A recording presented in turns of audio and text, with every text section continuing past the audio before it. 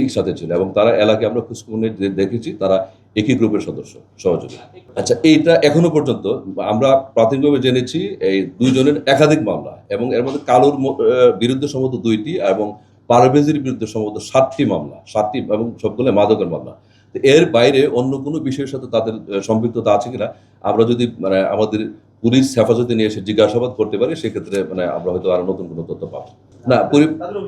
না, পরিবারের অভিযোগ তো অবশ্যই আছে, পরিবারের সাথে কথা হয়েছে এবং আপনি জানেন এই ঘটনায় আমরা তাদেরকে এখনই আমরা কোর্টে সেন্ড আপ করবো এবং এই ঘটনায় কিন্তু মামলা ইতিমধ্যে রুজু হয়েছে এবং ভিকটিমের চাচা, ওনার নামটা নূর নূর নূর নূর হোসেন, উনি অলরেডি কিন্তু বাদী হয়ে মামলা দায়ের করেছেন এবং ওই মামলায় কিন্তু আসামিদের আমরা বিজ্ঞ আদালতে সুপোর্ট করবো এবং আদালতের কাছে আমরা প্রার্থনা করবো যেন আমাদেরকে আমাদের হেফাজতে এর জিজ্ঞাসাবাদের জন্য সুযোগ দেয়। আমরা এটাই